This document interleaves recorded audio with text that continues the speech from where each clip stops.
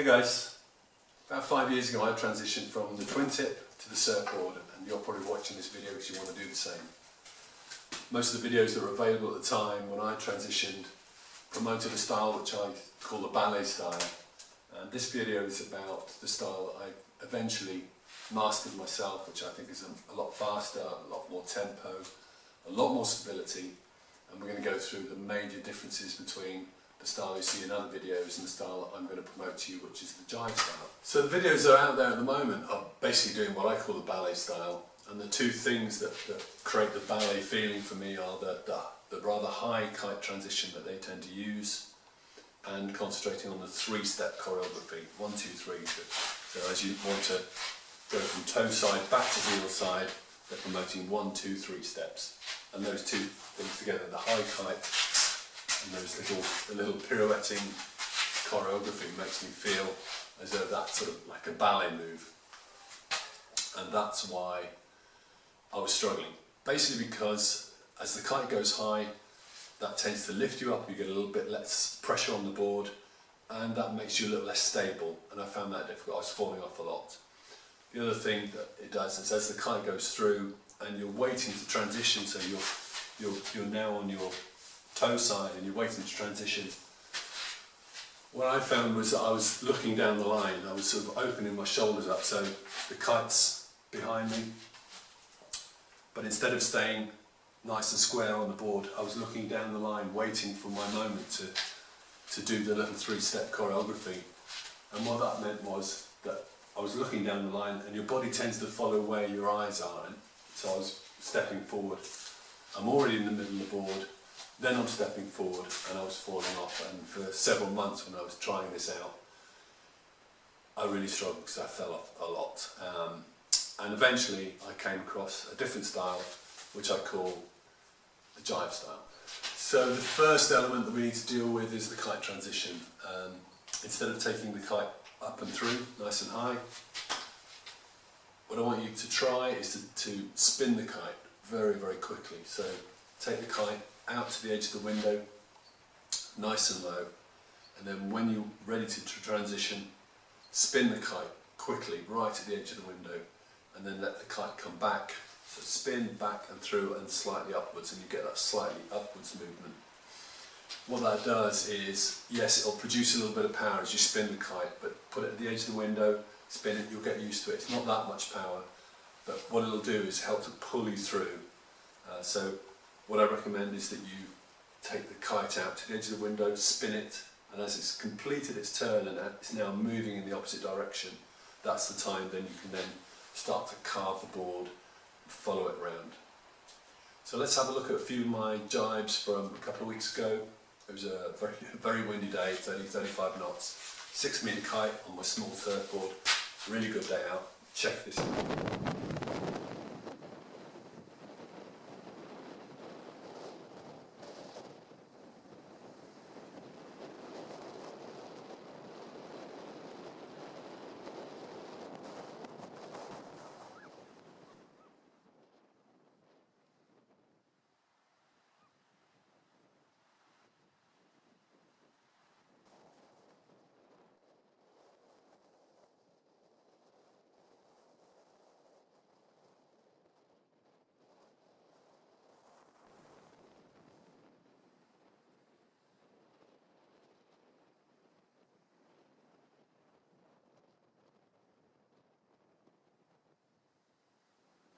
So as you see, even on a windy day, we're doing a very quick transition. In all conditions, that's what I'm trying to do. I'm trying to transition the kite really quickly. Then as soon as it's turned into the new direction, carve the board and follow it around. It gives you a lot more control, and particularly gives you a lot more consistent power right through as you're carving. So on to the bit that most people struggle with, which is the changing of the feet. So you've got to unwind yourself from toe side to get back to heel side. For most people who are natural surfers, we find toe side a little bit more difficult to do. I'm getting better at it, but I still prefer to be on heel side for most of my kiting. So it's the transition back to the heel side which catches most people out. As I said earlier, one of the things with the ballet style with the high kite is it tends to promote this looking down the line. So the two elements we want to do is to not look down the line, keep our shoulders closed, and then do a foot transition that doesn't involve any choreography, so you don't have to think about stuff. When you're out kiting, what you don't want to do is start thinking about stuff. You just want to have your mind free so you can enjoy the experience. So let's do a little exercise where you can see how the jive style will help you out. All you're going to need is your normal harness, and then get yourself a couple of bungees, something elastic, but a couple of bungees is perfect, and then we can do this exercise. So what we want to practice here is the feeling you should get when you have the kite loaded and it will unwind you. So not thinking about the steps, not thinking about any choreography. We're going to do most of our kite surfing heel side. So you've got the kite here. After you've done your jibe, you end up with the kite on your hip like this. And as I was saying earlier, I found the tendency was to open and look down the line and wait for the opportunity to do the three-step choreography. But what I've transferred to now is something more like the jive, so the kite is your partner. And what I find is if you keep the hips closed, then you'll feel that tension build. And this is how it feels out in the water. Eventually you'll feel the kite really starting to pull and starting to unwind you. And instead of allowing the kite to unwind you, you need to resist that. You resist it and then keep yourself in a nice strong position. Keep the rails into the water so you've got lots of stability. You're pushing your feet into the board, you're still leaning the board over a little, and you've got a little bit more weight on your back foot. So you really concentrate on shoulders closed, a little bit more towards the back foot, and wait for that tension to build. And when the tension builds, eventually you can just unwind. The important thing is, don't think about the steps. You try this in the garage just like this, and you'll find that those steps, if you're not thinking about it, just thinking about unwind, will come really naturally. You'll end up doing the same three-step that's been shown to you, but instead of thinking about it, if you allow that tension to come into your harness, through your waist into harness that wants to unwind you, you can do it really quickly. And that's the main difference, that instead of thinking about steps as a number of steps of choreography, you just need to think about unwind. So as you finish your carve around, what I suggest is, if anything, over carve it a little bit, just over carve the board, and then really concentrate on keeping your shoulders closed. Wait till you feel that little bit of pull from the kite wanting to unwind you, and then just allow it to unwind you. It's a massive difference to standing in the middle of the board, and you've got to do it all yourself because you've lost the tension. You've lost most of the tension here from the kite by unwinding, and then you've got to do it all yourself in the middle of the board. If you have the rail into the water, you're still loading the edge of the board, and transition, it's a lot easier. So I recommend having a go at this in the garage as a training exercise before you take it out onto the water. So let's have a look at a couple of jibes, a few jibes, so you can have a look at the whole thing together. The kite, transitioning at the edge of the window, and then keep an eye on how quickly I transition. I spend no time balancing in the middle of the board, it's all on the edge of the board, very, very quick. And as I do my transition, my unwind, don't think about steps, just think about unwind.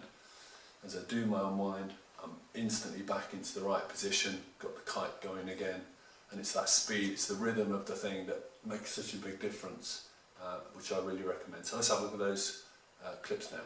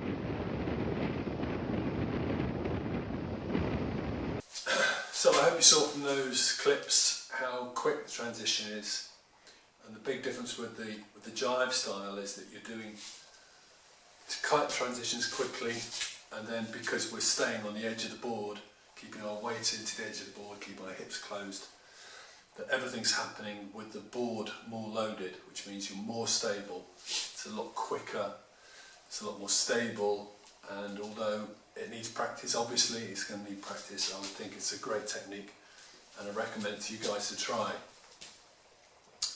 So just the last word, I just wanted to talk to you about boards because I made a couple of mistakes when I was buying boards.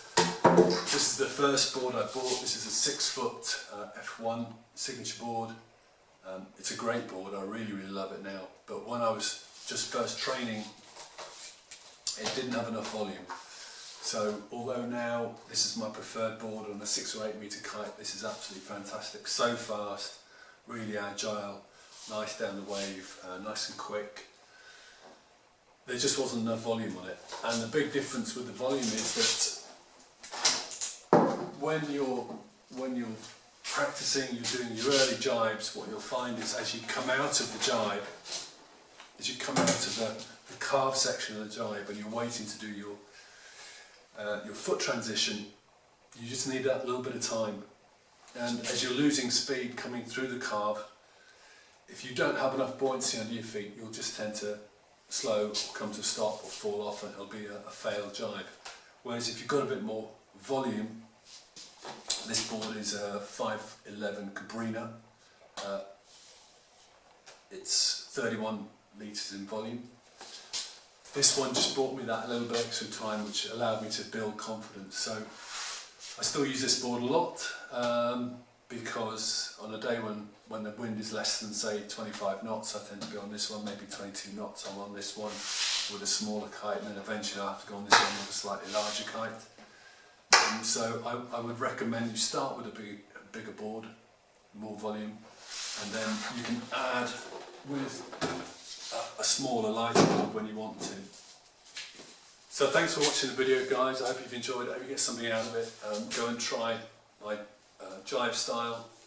Kitesurfing is so much fun. We all love it, of course we all love it. But that feeling you get of jiving, jiving and being strapless on the surfboard is just amazing. I recommend it so highly to you. Go out and practice, have a great time. Hopefully I'll see you out in the water one day. Okay, cheers.